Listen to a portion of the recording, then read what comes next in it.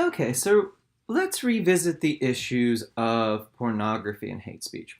So I said in the last slideshow that the actual law on pornography in the US is governed by the so-called Miller test. You know, does it appeal only to sex? Does it lack all artistic, scientific, moral merit? And then finally, is it offensive according to the law? Well, look, remember I said when we were talking about drug laws, when we talked about liberty limiting principles, remember we talked about the harm principle, we talked about paternalism. Those might be decent principles, but remember I said, well, I think the offense principle is pretty bad, and I think the principle of legal moralism is really bad. Well, think about the Miller test. It seems pretty clearly based on the offense principle. But it's even worse, right? It's worse because, the offense principle has this, well, whatever is not easily avoidable. Well, the Miller test seems to allow us to restrict something that people find offensive, even if it's really easily avoidable, right? If this video or magazine or whatever, even if the average member of the public is never going to get near it unless he or she wants to, well, the Miller test doesn't say anything about easy avoidability. It would still allow a restriction here. So that seems pretty bad, right? Seems like it has all the problems of the offense principle. That is, it allows us to restrict behavior, for reasons that don't seem so great. And it has even more problems because it doesn't have this easily avoidable bit.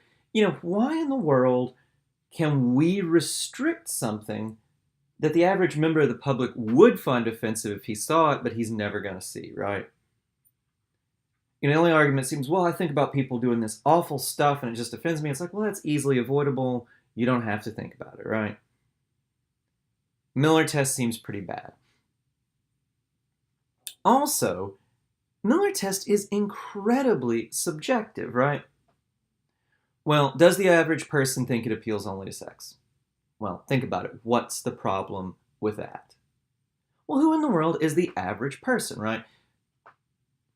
How do you specify this person? How do you pick him or her out? And the thing is, the average person is probably going to vary a lot from community to community within a state, and it's surely going to vary from state to state, right? The average person in Norfolk is not going to be the average person in Suffolk, and the average person in Norfolk or Suffolk probably won't be the average person in Wise, Virginia, right? Well, and the average person in Virginia probably won't be the average person in Alabama, and neither will be the average person in New York or Massachusetts, right? Well, another bit of the subjectivity is, well, it lacks artistic merit, right? Well, who decides that? Is it that the judge just thinks it's really bad? It's not good. He would give it 0 stars if he were reviewing it. Well, who's to think that the judge or a jury is an expert on whether something has scientific, moral, or artistic merit, right? Seems like it's going to come down, does the judge and the jury like it or not? If they don't think it's very good, well, then it's up to be restricted. So I think, given that our laws on pornography are based on the offense principle, and not just the offense principle, but a pretty stupid variation of it, a pretty indefensible variation of it, well, I think they're pretty hard to support as is. So maybe, given the state of the debate, maybe we should drop American laws against pornography. Maybe, despite the fact we have these laws, there really isn't much of a rationale for them. Well, in light of this, people have tried to come up with more defensible arguments for restrictions on pornography. And it's actually interesting, these were big in the 80s. There was an alliance between social conservatives and self-described radical feminists for more restrictions on pornography, for different rationales for restrictions on pornography. And what they said was that, well, pornography does harm. Pornography lacks value, and pornography does harm. So let's go through this harm principle-based argument against pornography. So pornography lacks all value as speech. Pornography makes some men more violent towards women, and it reinforces sexist attitudes. So pornography harms women. Since pornography harms women and has no value as speech, pornography should be banned, or at least seriously restricted. So let's go through each of these premises. So premise one says, well, if it lacks, look, pornography is just showing sex. There's no speech value to that. It's not debating grand political issues or claims about truth. It's just showing sex. No value to it. Mill, you say, well, there's value in speech. There's value in debating truth. Well, if it's just showing sex, there's no real value. It's not contributing to a debate. There's nothing going on here. 2, pornography makes some men more violent towards women, and it reinforces sexist attitudes. So the idea here is, well, and I am not speaking from any great knowledge of this, I've not done a lot of research on this, but supposedly pornography, a lot of it is violent. It depicts violent male fantasies where they do nasty stuff to women. There's rape fantasies, there's murder fantasies at worst. It's the idea is if men watch a lot of this, at least some of them will become more violent towards women. You see it on screen, you model this behavior, so you're going to do things you wouldn't do if you hadn't watched this pornography. And also, even the pornography that's not violent, the argument is it tends to depict sexist fantasies, women in, roles of being subservient to men, doing what men want, catering to male fantasies. So the idea is, well, even the nonviolent stuff tends to be pretty sexist. Men are going to see it on screen, they'll become more sexist. So pornography is going to lead, because of this, it'll lead to some violence against women that wouldn't happen otherwise. It'll also make some men more sexist than they would be otherwise. That'll lead to harms against women. Well, it leads to harm. The harm principle would allow us to restrict it. And since it doesn't have any value as speech and it does some harm, there's really no issue here. Okay, so think about this for a second. Is this a good argument? Now, one thing I'll note is that if you replace a few words, this is the same argument people offer for restricting, say, violent video games, right? Doesn't, shoot 'em up video game, doesn't have any value as free speech. It makes the kids, at least some of them who play it, more violent. So they commit violence that harms people. There's harms because these video games there wouldn't be otherwise. Well, since it harms people and has no value, we can restrict violent video games, the thought goes. Well, is this a good argument? I don't think it actually is, for 2 reasons. 1, pornography lacks all value as speech. Well, who gets to decide what lacks all value as speech or not? By definition, this will say, well, if it lacks all value, if it's not debating the truth, if it's not contributing anything, well, it's pornography. Well, who gets to define that, right? It seems to have the same problem as the Miller test. Judges and juries are going to be deciding, does it have any artistic merit or not? More problematic than that is 2. 2 is a claim that pornography makes people more violent.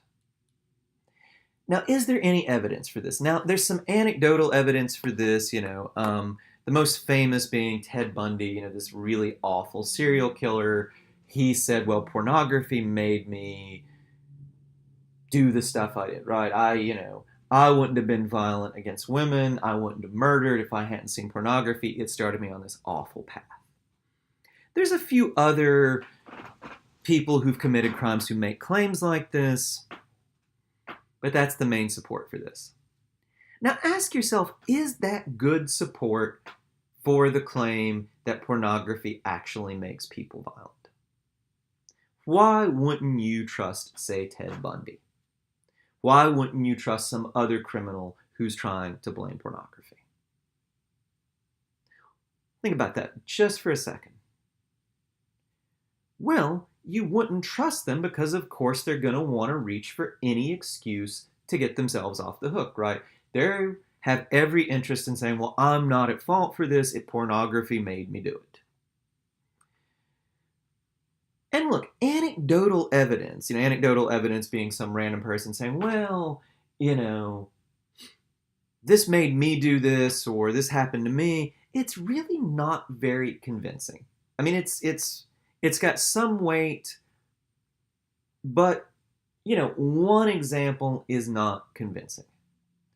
Even if Bundy were right about this, he could just be an outlier, right? It could be like it had this weird effect on him and it's not affected anybody else in this way, right? I mean, A, there's a lot of reason not to trust people like him, but B, even if he's right, well, you can't generalize from a claim he makes about himself.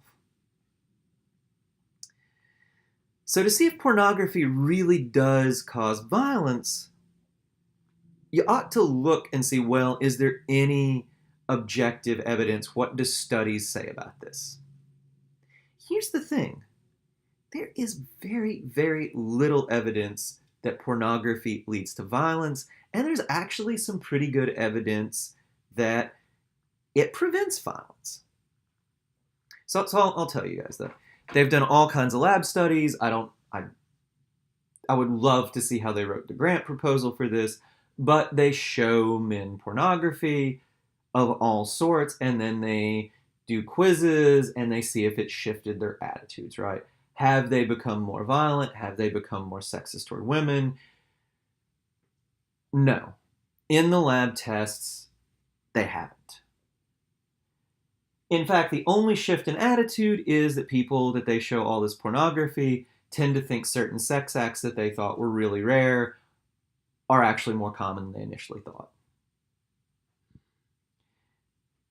And, there's another bit of evidence here. It turns out that violence, especially violence against women, noticeably goes down as neighborhoods, as places get internet access.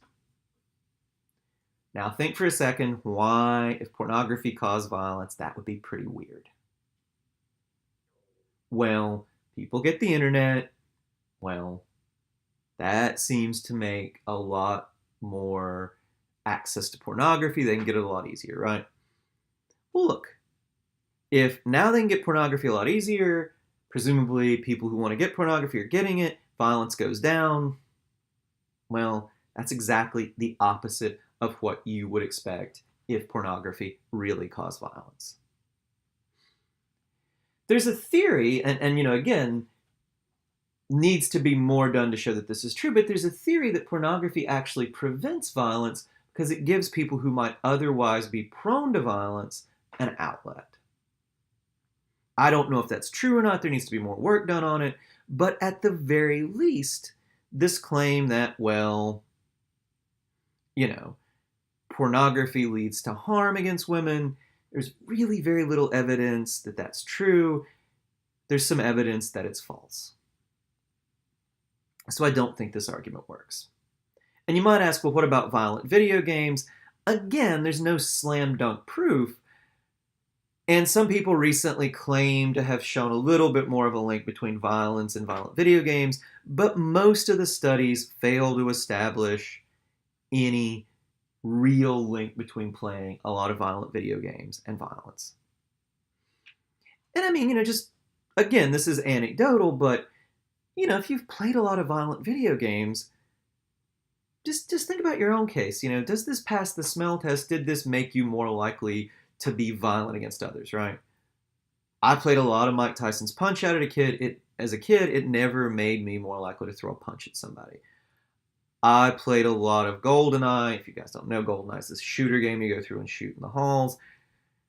In college, it never made me any more likely to want to pick up a gun and shoot somebody. So, If it could be shown that pornography or violent video games did lead to violence, then there might be a pretty good case for restricting them. The problem is the evidence is just lacking, at least as far as I know.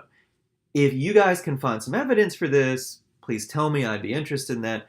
But as far as I know, the evidence just doesn't really establish that pornography or violent video games leads to harm against people. Well, what about hate speech? Well, you might say, well, hate speech, and this seems to be the position that Mill takes and people like, and they say, well, hate speech is offensive, but offense is not harm.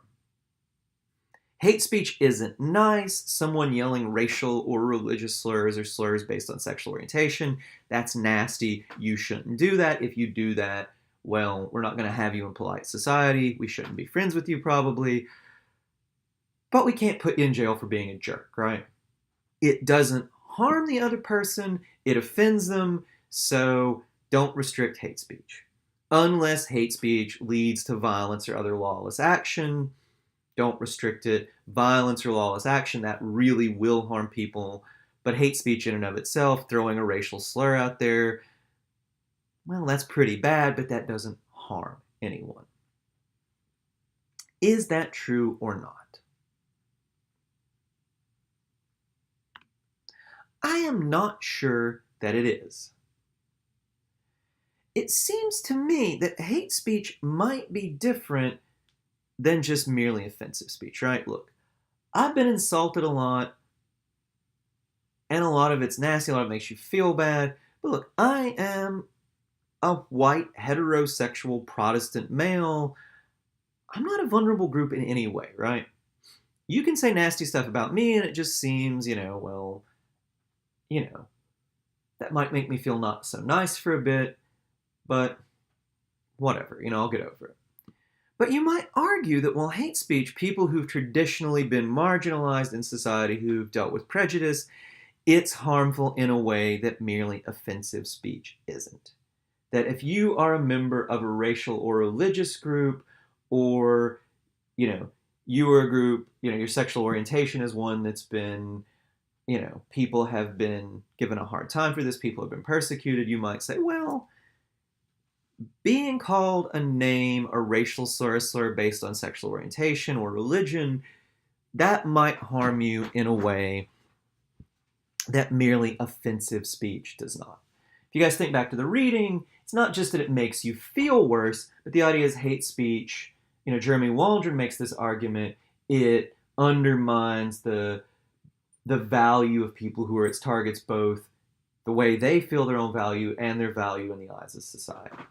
People think that they're in some way less, right? So hate speech might be that it just feels worse, and it might also have this effect of devaluing people both in their own eyes and the eyes of society. I don't know whether this is true or not. I don't know how we would prove that it's true or not. It seems like there's something to it, right? And it also seems to me that the worst kinds of hate speech, if you just yell a racial slur from a car, I don't see that there's any value to that, right? Mill says, well, false opinions, we combat them and, search for truth. And I would say, come on, Mill. How does some idiot yelling a racial slur from a car forward the search for truth? Or how does some idiot yelling a racial slur or a religious slur at all in any context forward the search for truth? Why in the world, Mill? What's going to be lost if we put restrictions on this? Seems like it really might harm people. Doesn't seem much value to it. So maybe, Mill, there is an argument to be made for restricting hate speech. In the abstract, I tend to think there might be a good argument for restrictions on hate speech. Think that there aren't good arguments for restrictions on pornography. Those strike me as very just dumb. But in the abstract, there might be a good argument for restrictions on hate speech. Well, so should we have restrictions on hate speech? I'm not so sure. As I said, in the abstract, but I think we have to look at some other factors.